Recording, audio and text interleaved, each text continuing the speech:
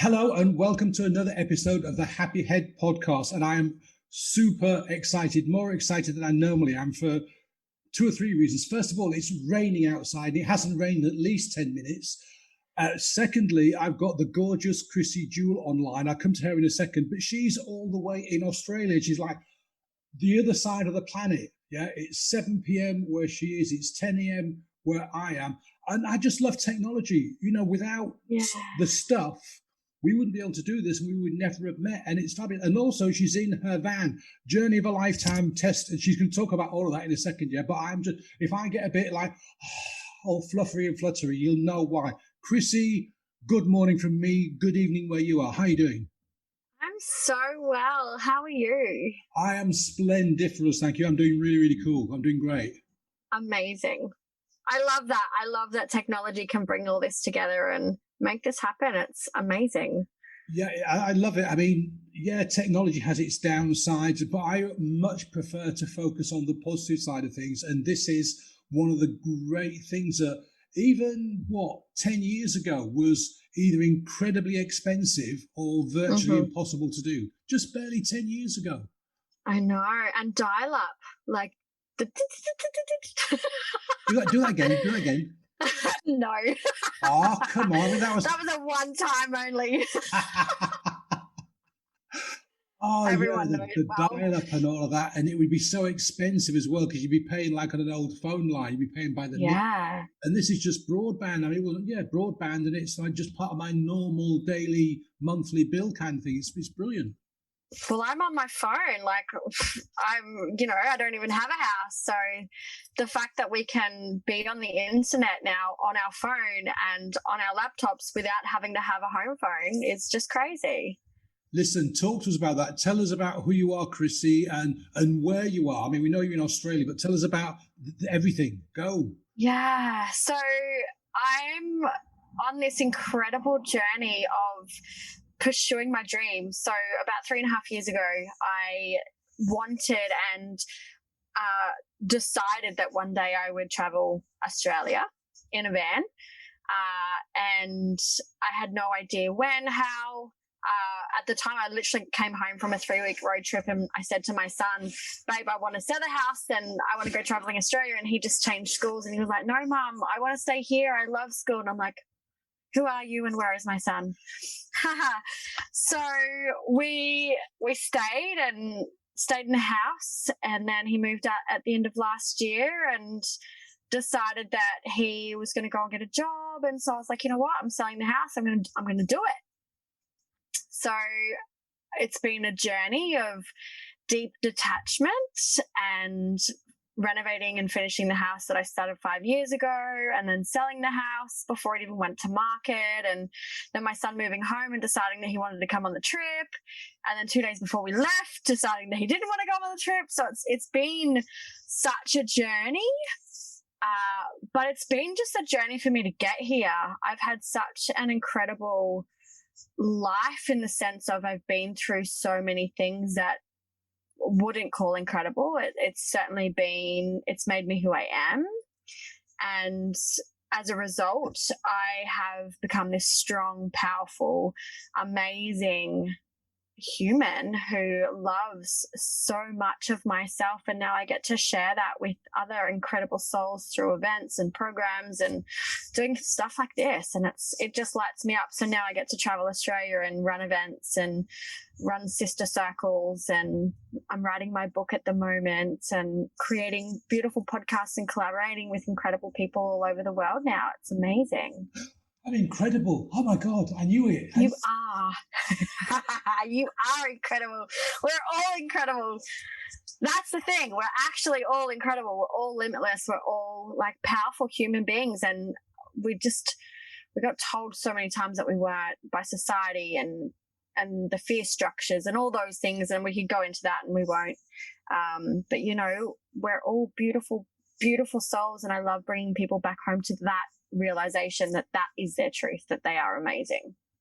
So yeah, I completely agree. We are all amazing. And the sad thing is that a lot of us either don't recognize that or don't want to recognize that, or have been so traumatized with a capital T that they're just beyond being able to recognize that. And I love what you do, and you can expand a little bit on your work here, but the sister circles and the events. Tell us about all this kind of stuff that you're doing. Yeah. So I'm in a sort of transition at the moment, which is really beautiful. I've been working with mums for a couple of years now, like predominantly working with mums, and I'm moving now into the space of helping queens with a mission. So it's really important for me to help those women who have a mission, but they're playing small, and they're stuck in that.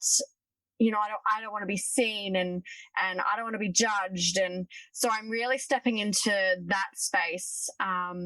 Still women, powerful women that, are beyond their excuses, and they're taking ownership, but moving forward into now impacting other beings and other humans and humanity, and all the things that we're here to do.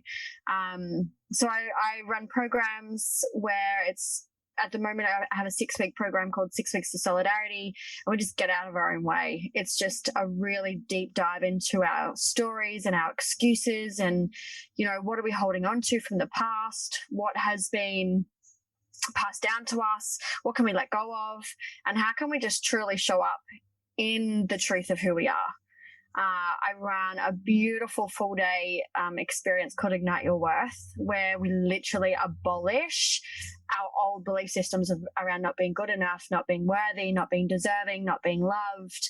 And we literally shatter the paradigm. We anchor in beautiful visual and auditory anchors around our truth, around the power that is actually within us. So that's a beautiful event. And I'm currently writing my book called Calm Your Tits and Feed Your Soul, which it makes me just light up when I think about what this book is going to bring to the world. So that's just some of the things that I share at the moment. So how far are you into your book? So last August, I went on a road trip up this way. So currently I'm just south of Mackay, which is North Queensland.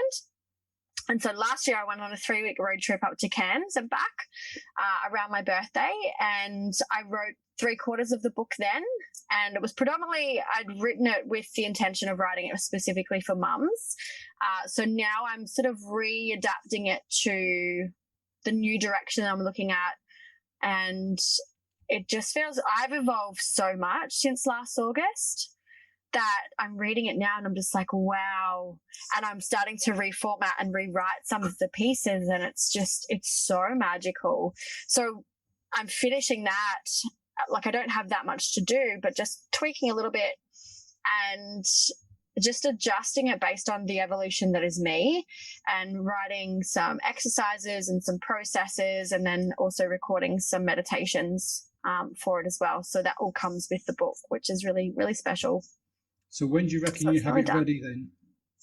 I want it done by the end of the year. So this trip that I'm on right now is a test of the caravan. So I've been on the road for about a week, and it's been teething problems. I'm breaking stuff. I'm working out what's working and what's not.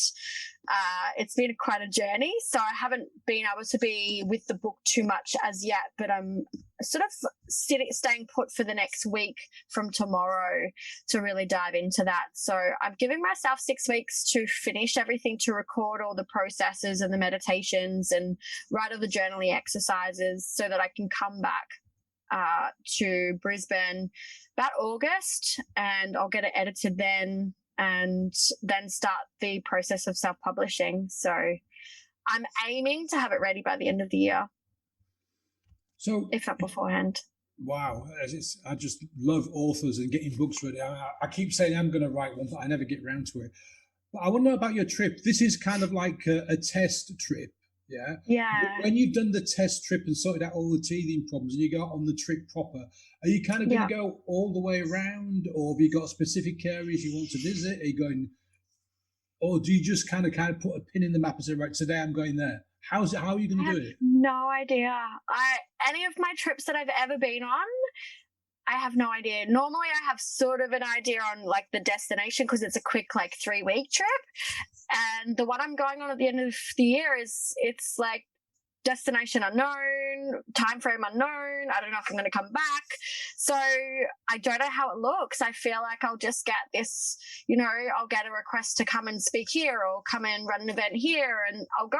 And like, I'm just really going to go with the flow. There's no structure. It just depends on where I'm feeling called, where I'm being requested, and just see how it all unfolds, which is really exciting to not be in my super hyper masculine energy and I need to know and I need to have lists, and I just get to be in my feminine flow and just be like, I'll just surrender to whatever the world and universe wants of me. There is such a sense of freedom not knowing where you're going to be in a week's time. Yeah. I was there back in the 80s when I was younger. I used to hitchhike a lot around Europe, and I would wake up some mornings and I could go this way, this way, this way, or this way.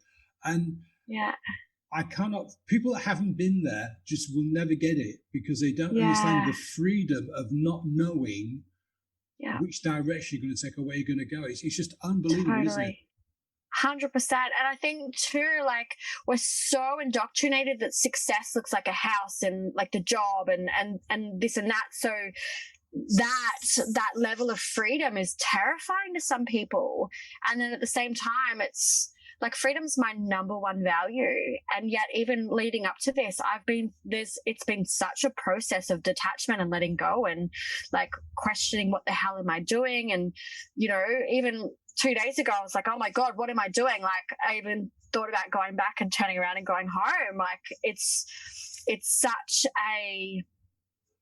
a change from what we're told success looks like. So it's a real process, but at the same time, it's just letting go of control, letting go of what life should look like, how things should look, and just surrendering to, okay, well, it gets to look like whatever it gets to look like. And funnily enough, I don't normally plan too much on my trips. Like normally I'll know the next day where I'm sort of going. Whereas this trip, I haven't done a 6 to 8 week trip before. I've only done 3.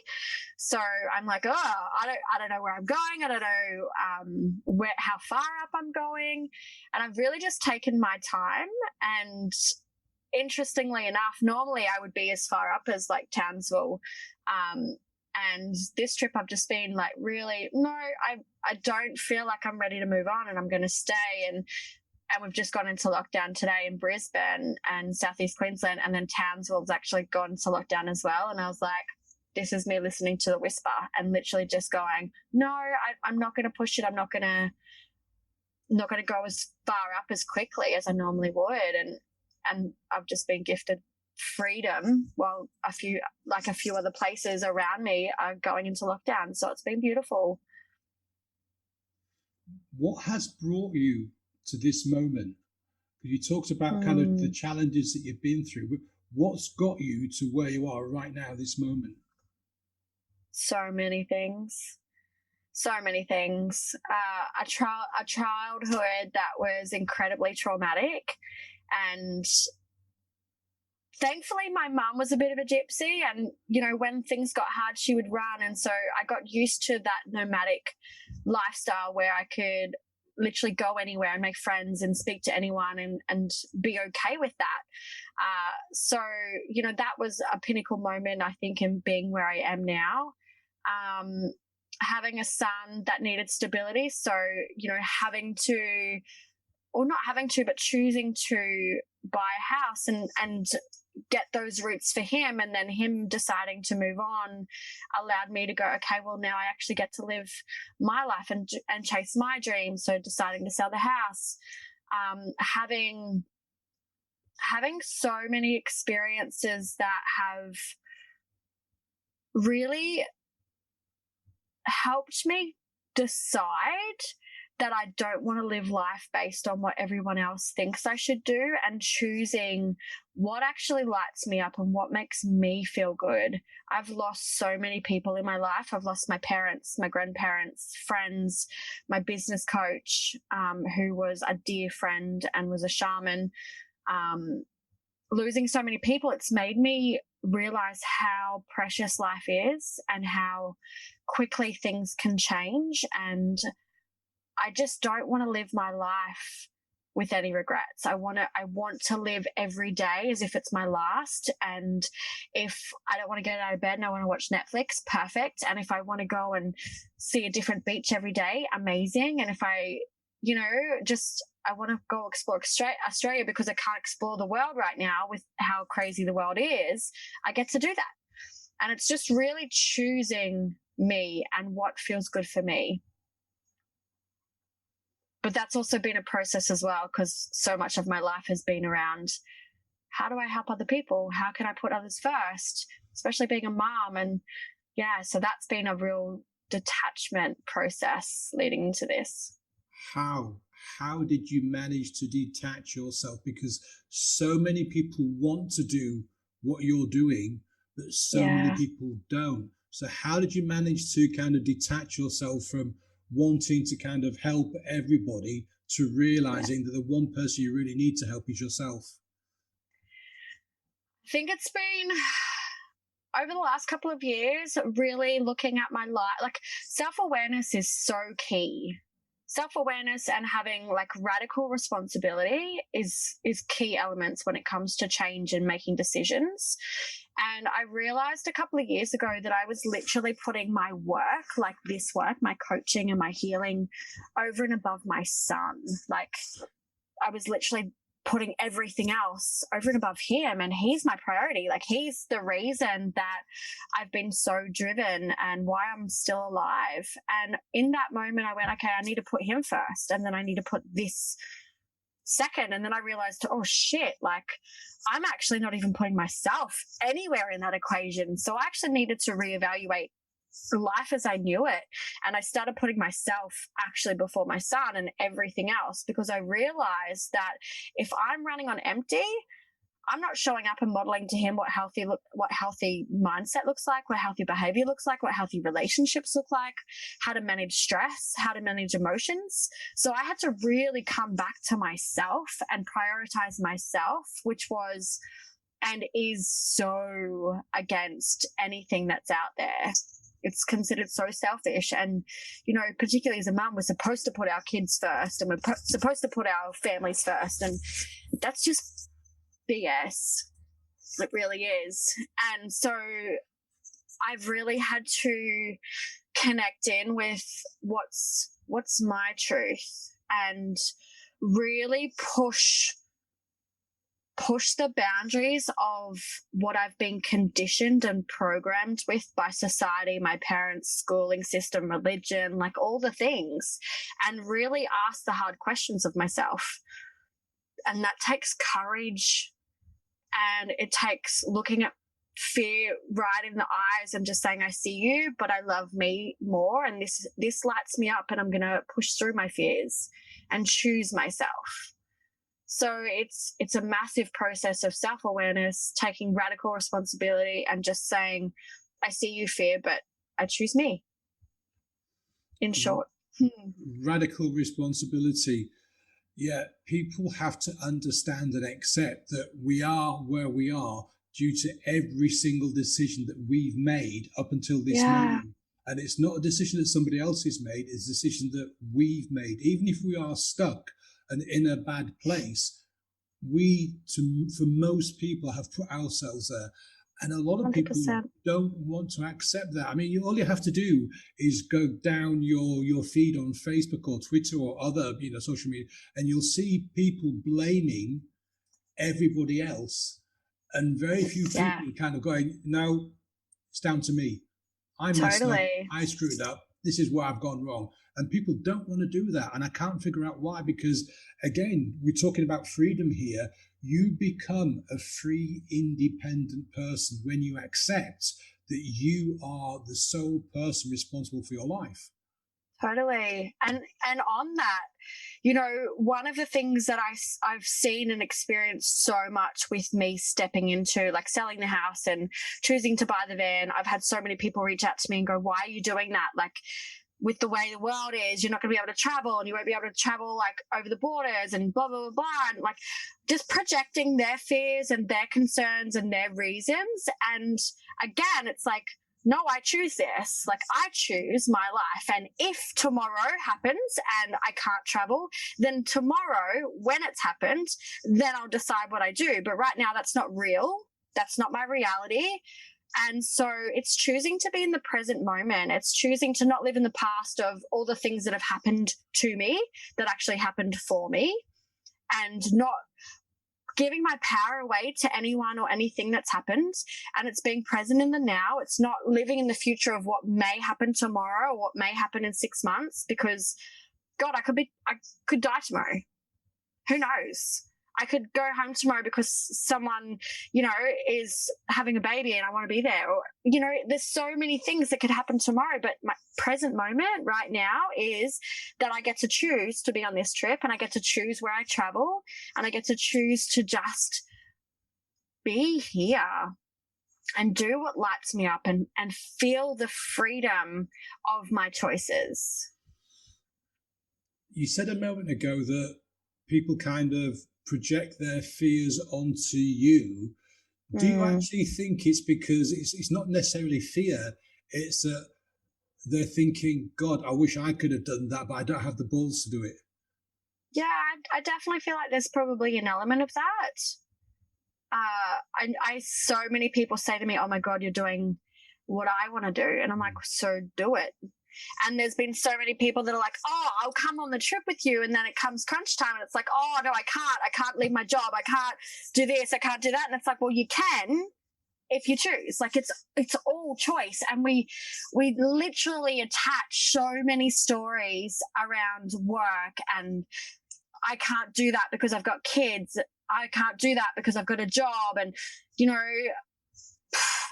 I used to have a corporate job too. I had a kid. Like we can literally attach so many stories, but the reality is we're choosing to stay at our corporate job because of security or whatever it is. We're choosing to not travel with the kids because we don't want to homeschool, or we don't want to whatever. The reality is we need to stop putting outside of ourselves and giving our power away to everyone else, and say, actually, I'm just choosing this because right now my priority is safety and security, not freedom.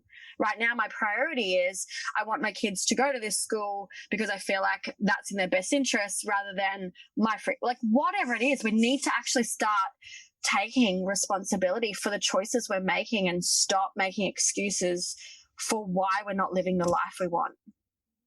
I think that's 100% spot on, Krissy. I think people would save themselves an awful lot of stress and mental hurt if they just said to themselves, I'm here because it's safer, in inverted commas. I'm in this job because it pays me a salary and that pays the mortgage, and I like being in a house, and I don't know if I could do what Krissy's doing. There's nothing wrong 100%. with that. Nobody's 100%. saying that your way is the best way. Nobody's saying that my way is the best way. Nobody's saying that a way is the best way. What we're saying is, look, if you want to do it, but don't pretend that you want to do it if you don't really want to, because that just gives you stress. Yeah, totally. Don't 100%. Don't pretend you want something if you're not willing to actually do the work. Like, if you want something, then fucking claim it. Excuse the French. Like, if you want it, claim it. Say, this is what I want, and actually choose to do that.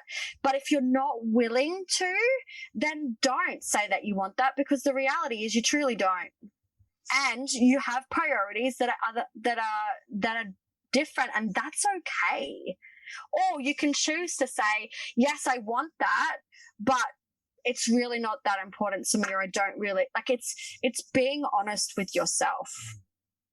It's really being honest with yourself. Like, I hear all the time, oh, I don't have the money. You do. It's just not a priority. Because if it was a priority, you would make it happen. You would pay for the thing. Like, we just need to start really being honest with ourselves about the choices we're making. Yeah, spot on. Because I just don't want people to suffer unnecessarily. There are all these people that they keep, I want to be a millionaire, I want to be a millionaire, I want to be a millionaire. Well, if you wanted to be a millionaire, you'd be doing the 12-hour days, you'd be putting in the sacrifices, you wouldn't be doing Netflix and chill, you wouldn't be going to sleep, you'd have your nose to the grindstone and you'd be grafting, because that's what people do who become millionaires. Now, there's nothing wrong with not being a millionaire. And if you want to be a millionaire, there's nothing wrong with that either. But stop playing the game of pretending you want to be, because that's just giving you stress, and you're spending money unnecessarily on stuff that you think's going to help you and all the rest of it. Well, don't stop hurting yourself. There is nothing wrong with being in a job. If you're happy being an employee, working in a cafe or working in a corporate job, there's nothing wrong with that. And anybody says there is something wrong with them, because whatever path you choose is the right path for you. And that's where you have to accept responsibility. You've chosen that path, love it, enjoy it, embrace it, go with it. And if you're not happy, change the bloody thing. Absolutely. Like, I truly believe human suffering is a choice, because we're actually living in the dreams and the wants and the desires that we're not willing to actually pursue, instead of being present in the now and being so grateful for the job we have, the security we have, the home we have, the whatever it is that we have, whatever it is we have right now in this moment, actually choosing to be here and being, I'm so grateful for XYZ, instead of, I'm miserable because I don't have that and I don't have that and I don't have this, where you're not actually choosing that, because you're not actually choosing the steps to get towards that, and you're just choosing misery. You're literally choosing to suffer instead of just being present and grateful for what you do actually have right now. And we get to choose to stop doing that. We really do.